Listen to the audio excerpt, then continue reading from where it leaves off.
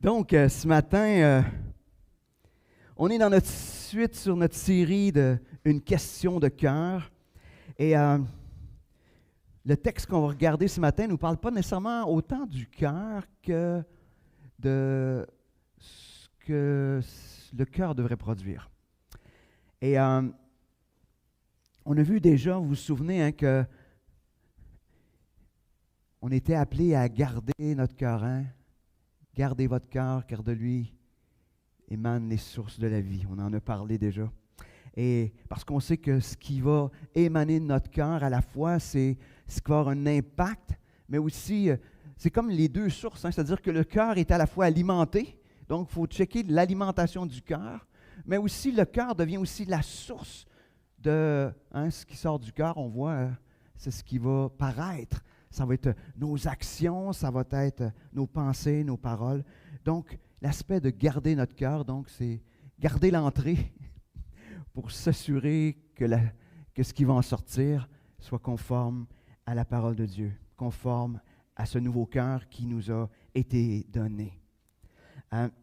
On s'est questionné la semaine dernière sur l'aspect d'aimer Dieu de tout notre cœur, d'aimer sans partage. Et c'est ça ce que ça veut dire de tout notre cœur. Pas avec un cœur partagé, pas avec un cœur qui aime ça et ça et ça. Et que Dieu fait partie de une de ses priorités. Il n'y a pas... puis même des fois, on est porté à dire « Ah, il faut que Dieu soit la priorité numéro 1 dans ta vie. » C'est un mensonge, pas ça. Dieu doit être la priorité. Ce n'est pas une priorité 1 comme si on pouvait le classer dans le... Après Dieu, il n'y en a pas d'autre priorité. C'est Dieu, point. Et ça s'arrête là. Et en même temps, ce matin, on va plutôt s'arrêter sur... il y a un combat qui se passe au niveau du cœur. Il y a un combat qui se passe au niveau du cœur parce que, à la fois, la chair, ce qui ressemblait à notre ancien cœur, à la fois le monde, à la fois le diable, veulent gagner l'accès à ce cœur-là ou limiter ce nouveau cœur que nous avons reçu. Donc, ce matin, le titre du message pourrait s'appeler « Le combat pour le cœur ». Ça pourrait être son titre. Et je voudrais peut-être juste vous lancer sur une espèce de 2 pistes ce matin. Est-ce que vous êtes un combattant pour votre cœur ou vous êtes un surfer? Et le surfer, il suit la vague. Hein? Ou est-ce que vous êtes un combattant ou vous êtes de ceux qui suivent la vague? Et c'est ce qu'on va regarder ce matin. On va mettre l'emphase vraiment sur un psaume ce matin. Un psaume parce que ce que j'aime du livre des psaumes, c'est que c'est le livre qui nous parle du cœur. Si vous entendez parler du cœur, la majorité des versets du cœur se trouvent où? Dans le livre des psaumes. Seulement, je suis en train de lire les psaumes, puis j'en lis un chaque jour. Puis c'est pas rare, je vous dirais, que ça nous parle du cœur. Mais je disais, je pourrais prêcher ce psaume-là, il parle du cœur. Je pourrais prêcher celui-là, il parle du cœur. Mais donc, ça nous parle du cœur. Donc, on va se servir d'un psaume qui nous parle, qui ne met même pas le mot cœur dedans, mais qui nous parle de ce combat du cœur. Et avant d'aller plus loin, on va se tourner vers ce grand Dieu qui nous a donné ce nouveau cœur, qui veut combattre pour l'Évangile. Seigneur Dieu, ce matin, on vient devant toi, on te demande que tu puisses nous conduire. Seigneur, dans nos vies, qu'on le veuille ou qu'on ne le veuille pas, il y a des combats. Et Seigneur, parfois on est mieux juste surfer sur la vague que de combattre. Alors Seigneur, ce matin, viens nous rappeler comment combattre. Viens nous rappeler ce que ça donne la victoire face au combat aussi. Alors Seigneur, conduis-nous dans ta parole ce matin. Amen.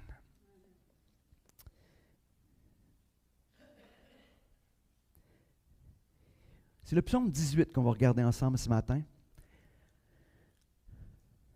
L'introduction du psaume 18, donc le verset 1, en tout cas dans ma version, là. Des fois ils mettent c'est écrit différemment pour certains, mais c'est un petit peu l'introduction, ça nous dit, ça nous parle de l'auteur, ça nous parle des circonstances de l'écriture de ce psaume-là. Ça nous dit, au chef de cœur du serviteur de l'Éternel, de David, qui adressa à l'Éternel les paroles de ce cantique, quand l'Éternel l'eut délivré de la main de tous ses ennemis et de la main de Saül. Ce psaume-là nous parle de quelqu'un qui a été délivré de tous ses ennemis et probablement un qui était un de ses plus grands ennemis à l'époque, qui était le roi Saül. Et vous dites, ah oui, mais on n'a pas ce genre d'ennemis-là. Hein, puis je ne veux pas qu'on se mette à dire, ah, des ennemis, c'est des humains autour de nous. Je pense que ce matin, on va prendre ce psaume-là en disant, quels sont les ennemis, je dirais, les ennemis de notre cœur.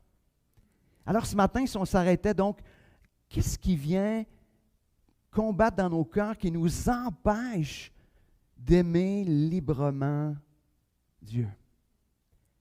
Des fois, ça va être notre chair. Des fois, c'est ce qui va être véhiculé, la pensée du monde. Parfois, ce sera l'ennemi. Mais imaginons-nous ce matin en se disant, nous avons la victoire. Parce que ce psaume-là, David a eu la victoire sur ses ennemis. De même manière, à cause de Christ, nous avons la victoire. Mais en même temps, ça nous parle d'un combat. On va regarder ça ce matin. Donc, la victoire, elle est là à cause du sacrifice de Christ à la croix. On peut lire dans le 1 Pierre 5,8 « Soyez sobres, veillez, votre adversaire le diable rôde comme un lion rugissant, cherchant qui dévorer. » Il est donc clair qu'il y a un combat. Ce matin, si vous dites « Ah non, la vie est cool, il n'y a pas trop de combats, c'est relax. » Bien, je ne sais pas dans quel monde vous vivez, là. Le monde de licorne ou je ne sais pas, mais c'est pas vrai. C'est pas vrai. Moi, chaque fois qu'il y a quelque chose qui se déroule bien, je me dis, bien, merci Seigneur. Merci Seigneur. Mais il y a quelqu'un qui a combattu pour que ça se passe bien, puis le Seigneur a combattu à ma place. Tu sais, c'est ce que je peux me dire. Mais il y a souvent des moments où, des fois, c'est intérieur. Le combat se fait intérieur. En apparence, tout est beau, mais intérieurement, il y a des combats. Et souvent, ces combats-là intérieurs sont les plus difficiles. Ce qui se passe à l'extérieur, c'est comme si on voulait ça venir de loin. Là, on le voit, ah, OK, je ne me ferai pas avoir. T'sais. Mais ce qui est à l'intérieur, c'est comme, on dirait que ça surgit de nulle part. Donc, il y a des combats et le combat est acharné sans relâche. Et je dirais, ce qui nous cause souvent la plus grande difficulté comme enfants de Dieu, c'est de refuser le combat. Puis quand on refuse le combat, ben, on se retrouve inévitablement fragile, anéanti et sans croissance. Parce qu'on parle de la sanctification, moi je crois que la sanctification se produit dans le combat. Et ce matin, j'aimerais ça vous dire, vous allez venir au Seigneur et ça va être un jardin de roses et de fleurs, un fleuve tranquille, sans jamais de vagues. J'aimerais tellement ça. Puis si je ferais ça, ben je ne prêcherais pas l'Évangile. J'étais en train de vous prêcher quelque chose qui n'existe pas. Puis de toute façon, vous ne seriez pas en train de me croire, vous direz, ben oui, veux-tu bien me dire dans quel monde il vit? Hein? Donc, on va voir aussi que ce combat-là, c'est un combat qui va se faire seulement avec la vérité. Donc, pour commencer, on va s'arrêter un peu au fondement. Pour combattre, dans le fond, on a besoin d'un fondement qui est solide, qui est basé sur ce que Dieu est et a fait. A fait et fait, hein, parce que ce n'est pas juste ce qu'il a fait, mais ce qu'il continue à faire à cause de ce qu'il est. Puis j'aime juste le début. Hein, le psalmiste, au début du psaume 2, il dit, « Je t'aime, Éternel. » Déjà, on a tout ça. Hein? « Je t'aime, Éternel. » Si on s'arrête juste un petit peu sur cette affirmation-là, l'amour que nous éprouvons envers Dieu est basé sur ce qu'il a fait pour nous et ce qu'il est.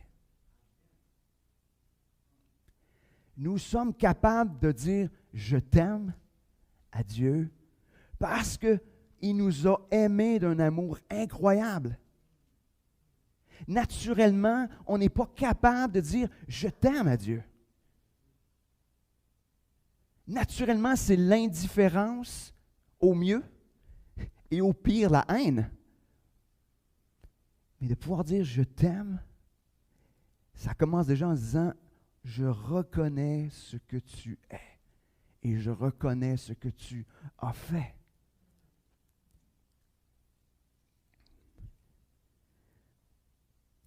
Ce matin, on a besoin de s'arrêter. Et comment notre amour pour Dieu? Est-ce que d'emblée, dans la première phrase qu'on écrirait, si on avait un chant à écrire, on n'est pas tous des écrivains, mais si on avait de quoi écrire, ce serait « Je t'aime, mon Dieu ». Est-ce que c'est la première chose qui viendrait dans notre prière? Ou est-ce que c'est ce qui vient dans notre prière au départ? Où on commence plus à dire « OK, voici, Seigneur, j'ai besoin de ci, j'ai besoin que tu fasses ça. » Est-ce que ça commence par ce fondement solide qui est « Je t'aime » en reconnaissant qu'il nous a aimés le premier. Donc, voici la première chose qui nous permet de vivre la victoire dans le combat du cœur. Que Dieu soit le sujet de notre amour. Notre premier amour.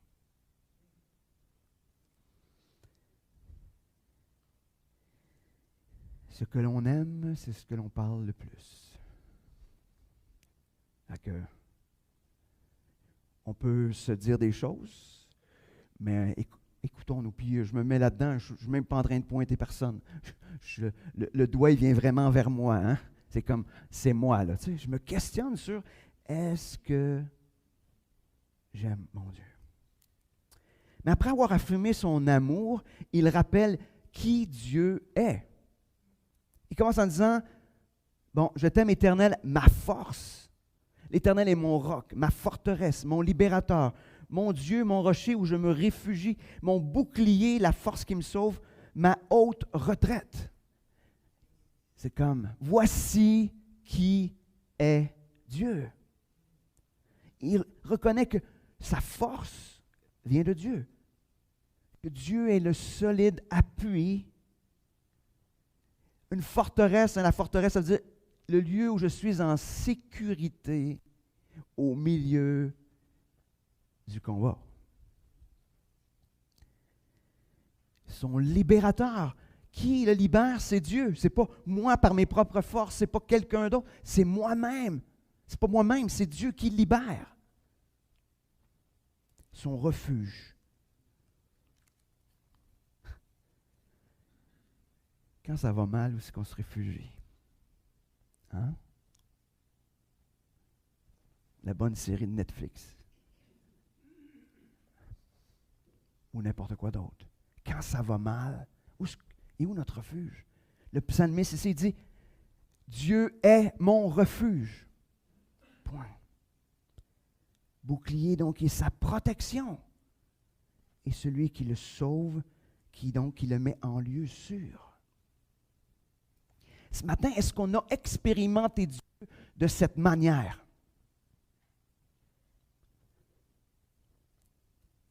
Nous devons, je crois, chaque jour nous rappeler qui Dieu est. On doit le faire. Se rappeler qu'on a accès à tout ce qu'il est à cause de Christ, qui est mort à la croix pour nos péchés. Sans Christ, je n'ai pas accès à tout ce que Dieu est. Êtes-vous déjà rendu compte de ça? C'est merveilleux ce à quoi on a accès, mais c'est la passe, là, le free pass, là, c'est Christ.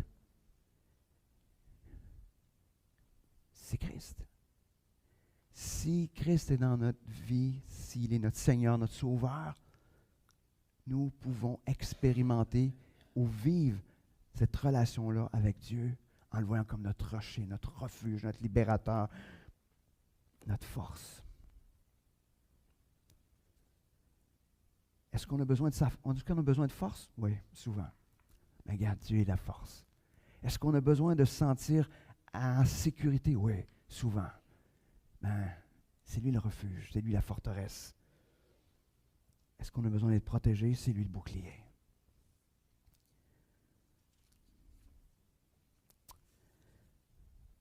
On va continuer, on va regarder un petit peu la stratégie, j'appelle ça un peu une stratégie de combat. La stratégie que David utilise pour combattre. Verset 4. Donc, verset 4, un bout, après ça, on va lire le verset 7. Il dit, « Je m'écrie, loué soit l'Éternel et je suis sauvé de mes ennemis. » Verset 7. « Dans ma détresse, j'invoque l'Éternel, je crie à mon Dieu, de son palais il entend ma voix et mon cri vers lui parvient à ses oreilles. » Wow! Voici la stratégie de combat spirituel pour le cœur. Êtes-vous déjà... est-ce que c'est votre stratégie? Première stratégie, louange. Il est dans la louange.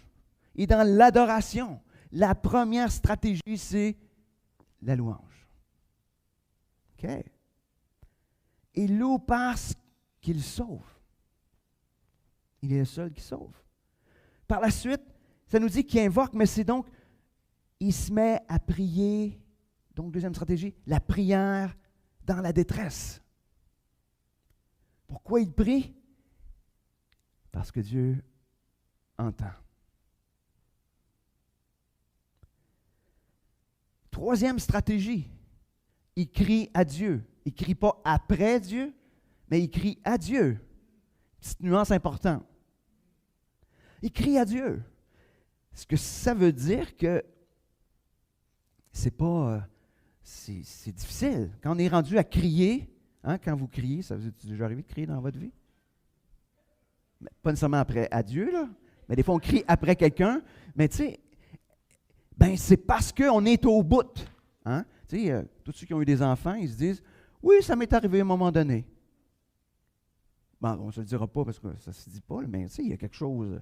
Oui, ça vient là. Pourquoi? Parce qu'on est rendu sans moyens, c'est ça. Hein? Crier, c'est une absence de moyens, moi je trouve. Mais quand on crie à Dieu, c'est Seigneur, je ne sais plus quoi faire. Je ne sais plus. C'est fini. Si tu n'interviens pas, c'est fini. C'est fini. Crier à Dieu, c'est un autre niveau de prière.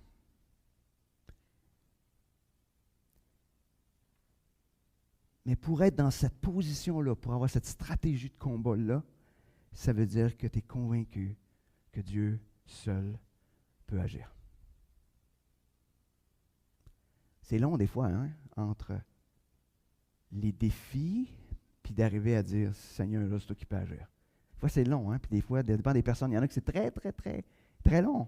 Des fois, ça dure des années pour certains, malheureusement. Puis, je veux juste vous dire que David, là, c'était un bon, là. Il devait être pas mal. Je pense que c'est un gars qui devait pas mal plein de capacités, là. Mais David, sa force, c'est qu'il criait à Dieu. C'est son réflexe premier la plupart du temps. Imaginez. On va s'en aller maintenant à partir du verset 17 où on voit un petit peu l'intervention de Dieu. On l'a vu avant, là, mais je fais juste un petit saut à partir du verset 17. Ça nous dit qu'il étend sa main d'en haut, il me saisit, il me retire des grandes eaux, il me délivre de mon ennemi puissant, de ceux qui me haïssent et qui sont plus forts que moi. Il m'avait affronté au jour de mon malheur, mais l'Éternel fut mon appui. Il m'a fait sortir pour me mettre à l'aise. Il m'a retiré car il m'a pris en affection. Là, je veux juste qu'on se rappelle, là, les ennemis, quoi, nos ennemis? La chair, le monde et le diable. Je veux qu'on se remette là, parce que des fois, c'est facile de « Ah ouais, non, ramenons-nous là. » Ramenons-nous ou ramenez-vous à vos propres combats qui sont différents les uns des autres. Vous n'avez pas les mêmes luttes, ni un ni l'autre ici. Peut-être qu'il y en a que c'est similaire, mais ça se peut que vous ayez des luttes qui sont particulières à vous. Mais ramenez-vous là. Ça dit que Dieu étend sa main Donc, quand on est submergé dans le combat, on crie à lui. Il vient nous chercher. L'image, c'est tu es en train de te noyer, là, puis tout à coup, il y a une main qui rentre puis qui te sort de l'eau. Puis il te sort de l'eau, puis non seulement il te sort de l'eau, mais il te met sur la terre ferme. Il n'est pas juste en train de te sortir la tête de l'eau, puis il ne fait pas ça, là. C'est comme, oh, c'est drôle, il ne fait pas ça. Il ramasse, puis il vient te mettre sur la terre ferme.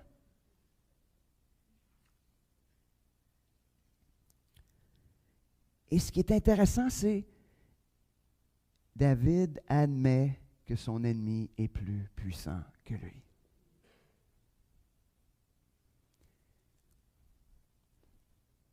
Il dit, ceux qui sont plus forts que moi. Dieu délivre de ceux qui sont plus forts que nous. Est-ce qu'on est prêt à admettre qu'on est sans Christ? On est assez feluette. Est-ce qu'on est prêt à admettre ça? Et ça, c'est le combat de l'orgueil, probablement. Hein? Je suis capable. Et non, tu n'es pas capable.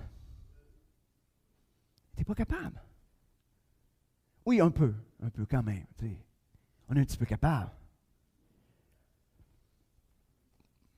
Mais inévitablement, ça dit que Satan, comme un lion rugissant, cherche sa proie. Ce qui est facile. Je veux juste vous dire que chacun d'entre nous, on a nos fragilités, on a nos failles, on a les zones où on est des faibles. On est tous de ces faibles-là, à un moment donné, pas au même endroit. Et c'est pour ça que Dieu nous place ensemble. Parce qu'ensemble, on peut se protéger. Hein, un troupeau, il se protège. Hein?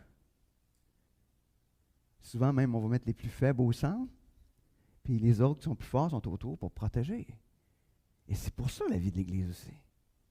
Fait qu'il y a des zones qu'on est fragile, mais un frère ou une sœur sera peut-être l'élément que Dieu va mettre dans notre vie pour nous protéger de tout ça, ou nous aider à combattre. Mais c'est Dieu qui nous délivre du plus fort. Il est aussi celui qui est fidèle lors du combat. Lui, il n'abandonne pas. Quand ça brasse, il ne dit pas « Oh, arrange-toi un bout tout seul. » Des fois, on pense que c'est ce qui se passe, qu'il nous abandonne tout seul. Mais des fois, on est peut-être en train de juste pas combattre à bonne place. Pas le bon ennemi. Ou des fois, on s'est assis sur une roche. Puis le combat est là, puis on fait comme... Oh. Dieu, même si tu t'assis sur la roche, il va combattre. Il va combattre. Il est fidèle. C'est intéressant, hein? Et il m'a fait sortir pour me mettre à l'aise. Hein, c'est l'image de, tantôt je disais, de prendre un grand eau puis nous mettre sur la terre ferme, mais c'est plus que ça encore. C'est, là, le combat rage, c'est fort. Dieu te prend. OK, viens te reposer. Ça. Il met à l'écart pour le repos, afin qu'on puisse respirer.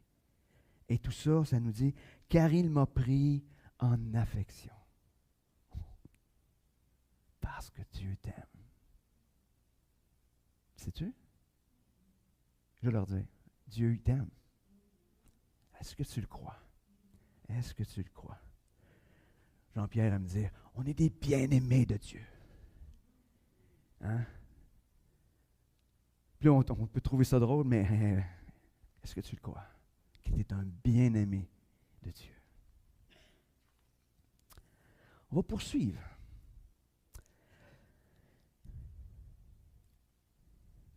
Il y a des versets quand on va poursuivre qui nous montrent, qui sont une déclaration dans le fond de qui nous sommes comme enfants de Dieu, sauvés par grâce, par le sang de Christ. À partir du verset 21, on peut lire « L'Éternel m'a traité », là vous allez voir, c'est quand même gros là, ce qu'il dit. « L'Éternel m'a traité selon ma justice.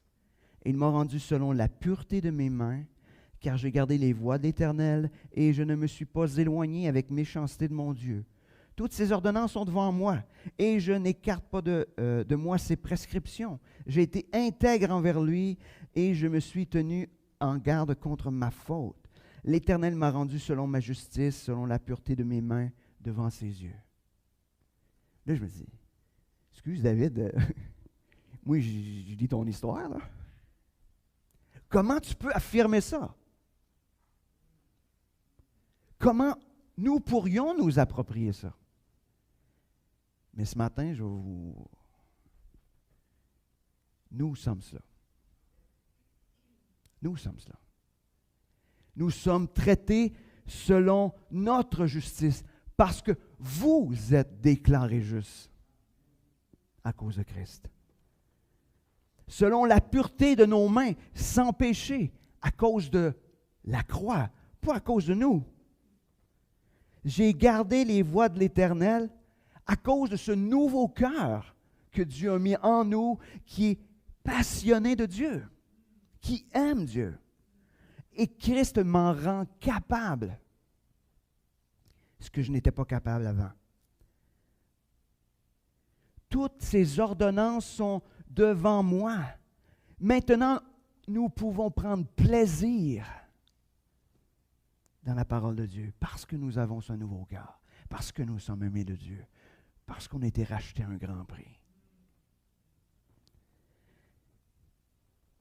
Nous pouvons être intègres aussi parce que maintenant, à cause de notre nouveau cœur, nous haïssons le péché. Il semblerait que ça va ensemble. On aimerait l'haïr plus.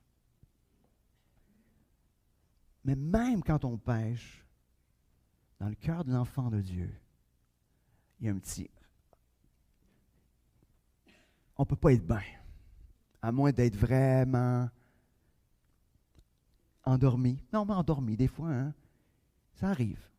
On ne se cachera pas, mais inévitablement, il y a quelque chose de...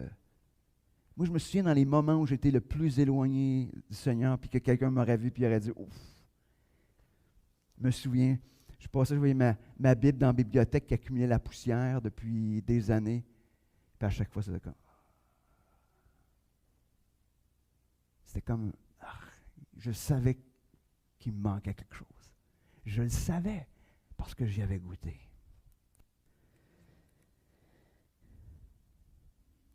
C'est intéressant parce qu'il termine en répétant, « L'Éternel m'a rendu selon ma justice, selon la pureté de mes mains devant mes yeux. » Il avait commencé avec ça. Il termine encore avec ça. Pourquoi? Quand je te le répète 2 fois, c'est parce que je veux que tu l'aies compris. C'est une vérité à ne pas oublier. Vous êtes déclarés justes. Vous êtes déclarés sans péché à cause de Christ. Si vous avez reçu Christ comme votre Seigneur et Sauveur, c'est ce que vous êtes.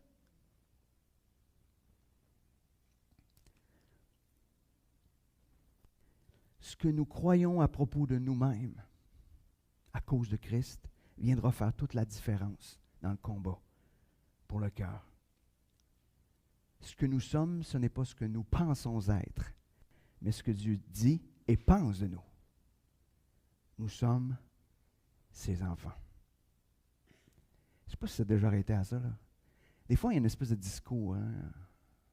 C'est le discours de la chair qui, dans ta tête, dit « T'es un pas bon. » Moi, je dis des phrases, votre chair dit peut-être d'autres choses dans votre tête, là, mais dans ma mienne, c'est ce qui se passe. Ben, est-ce que je suis un pas bon? Mais non, Christ est mort à la croix pour moi. Il m'a aimé. J'ai dû prier à ses yeux. C'est ce que je suis. Et ça, c'est la vérité.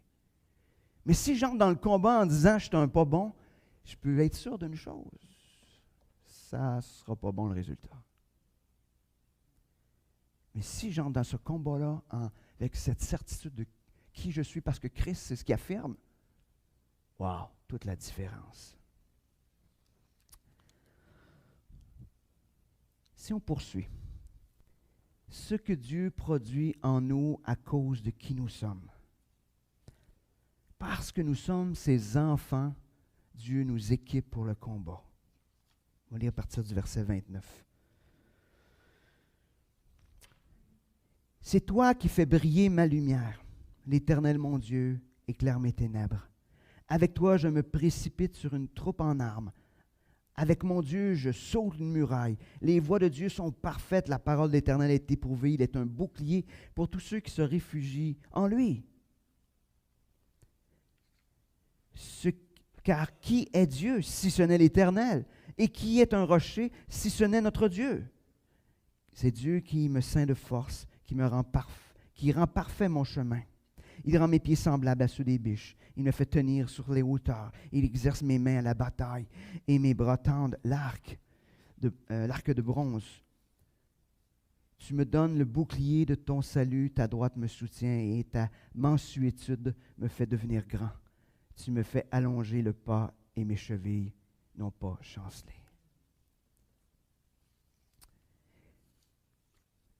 Imaginez, hein? Dieu, qu'est-ce qu'il fait? Il change le désespoir en espoir.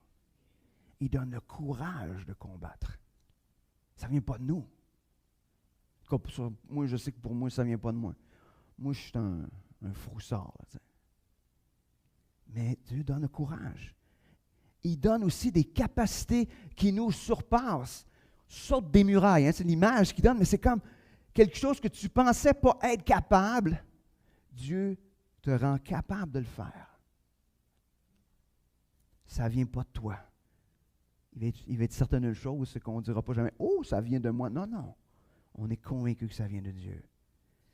Sa parole devient notre arme défensive, une arme parfaite qui répond à tous nos besoins. Un refuge au milieu du combat. N'oublions pas que si la parole de Dieu ne remplit pas nos pensées, nos cœurs, nos méditations, je vous le dis, vous allez être fragile. Pourquoi? Parce que la parole de Dieu nous rappelle qui Dieu est, ce que Dieu fait. Nous rappelle qui nous sommes à cause de lui. Continuellement. Je réalisais quelque chose, je le partageais avec Carmen. Moi, je lisais souvent, depuis des années, je lisais dans mon téléphone ma Bible. Tu sais, puis c'était correct. Tu sais, puis des jours, ben, il n'y avait pas grand-chose, puis il n'y avait pas grand-chose, puis c'était correct. Maintenant, j'ai retourné au papier.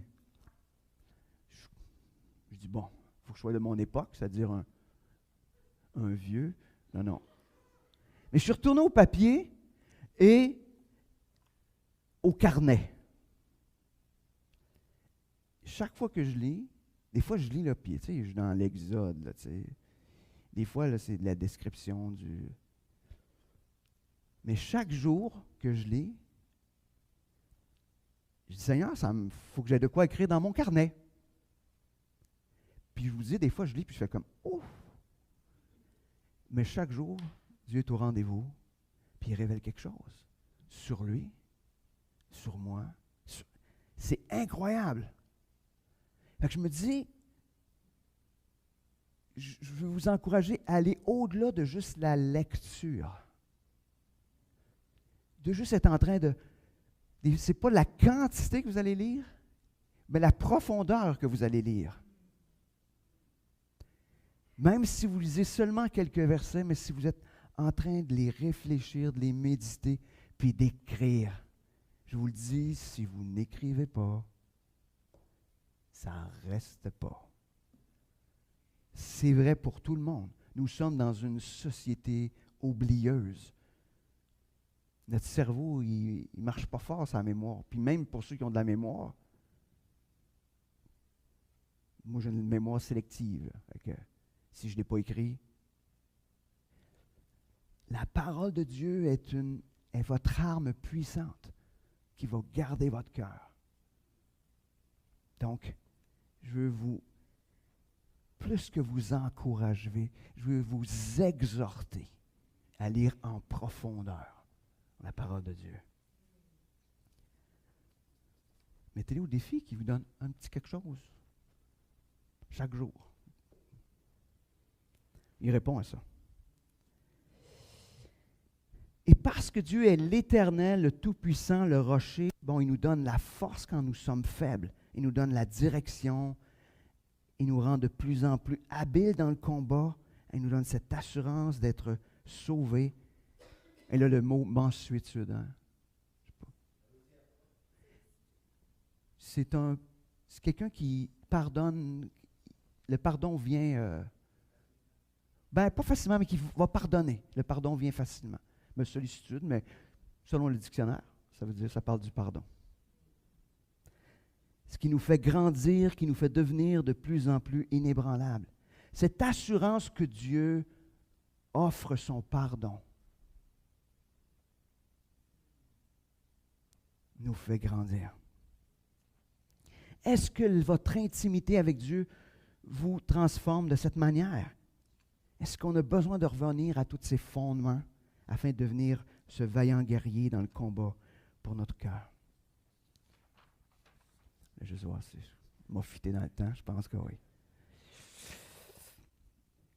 La suite du passage nous montre l'effet sur le psalmiste qui connaît Dieu et qui a cette certitude de qui il est à cause de Dieu. Sa réaction est presque orgueilleuse et en apparence en tout cas. Mais dans les faits, c'est la réalité d'une vie transformée. Donc, à partir du verset 38. Imaginez là. Je poursuis mes ennemis, je les atteins, et je ne reviens pas avant de les avoir exterminés. Je les pourfends, et ils ne peuvent se relever. Ils tombent sous mes pieds. Tu me ceins de force pour le combat. Tu fais plier sous moi mes adversaires. De mes ennemis, tu me livres le dos. Je réduirai au silence ceux qui me haïssent. Ils crient et pointent sauveur vers l'Éternel et il ne leur répond pas. Je les pulvérise comme la poussière qu'emporte le vent. Je les balaie comme la boue des rues. Est-ce que vous voyez comme de ce genre de guerrier-là? Hein? Mais moi, ce qui m'a frappé, premièrement, c'est le premier verset. Je poursuis mes ennemis, je les atteins, je ne reviens pas avant de les avoir exterminés. Hey, j'aime ça, moi. Dans le sens que, est-ce que des fois, on perd dans le combat parce qu'on ne va pas jusqu'au bout?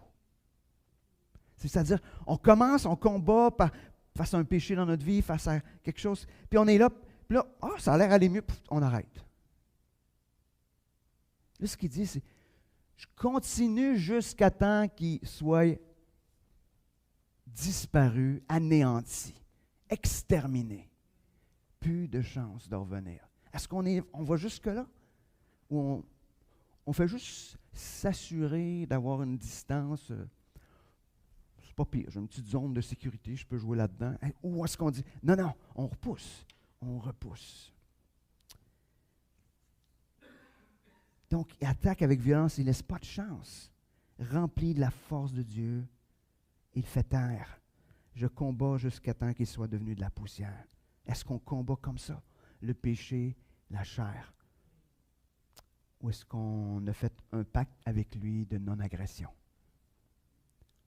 Tu ne me déranges pas trop, je ne t'écœurerai pas trop. Est-ce qu'on est comme ça? Face au péché, est-ce qu'on est comme ça?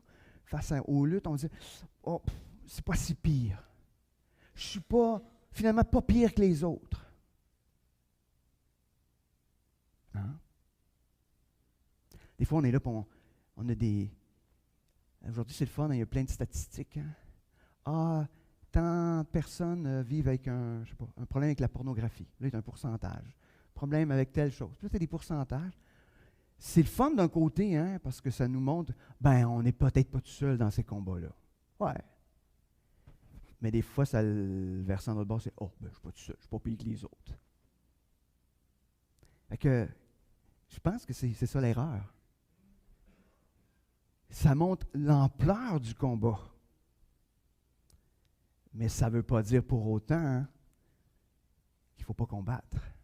Ça fait juste montrer l'ampleur du combat.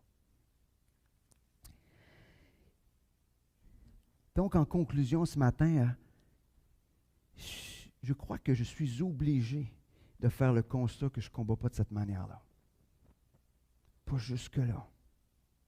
Imaginez, Hébreux 12,4 dit, « Vous n'avez pas encore résisté jusqu'au sang en combattant contre le péché. »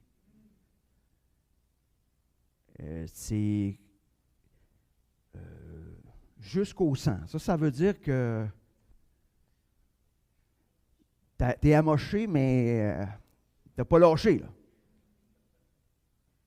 Au sang, ça veut dire que le combat a été acharné, a été difficile. Peut-être qu'on est rendu trop feluette. Oh, combat. Hein? Juste en joke aujourd'hui, des fois on se dit, hey, s'il y avait une vraie guerre, là, puis il faudrait mobiliser les gens. Là, ouh! Hein? Hein, Yvan? Hein? Probablement qu'on perdrait, hein?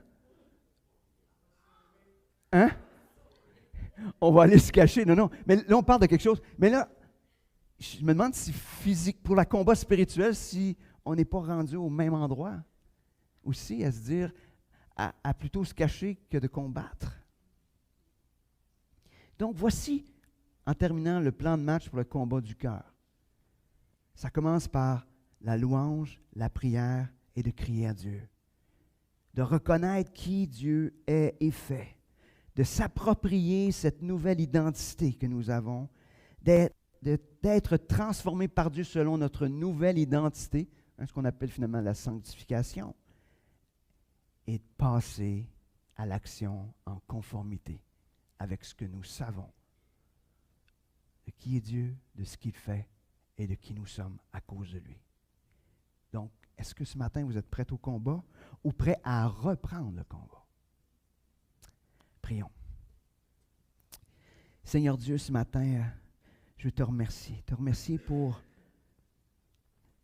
ce psaume qui nous rappelle l'importance de combattre. L'importance de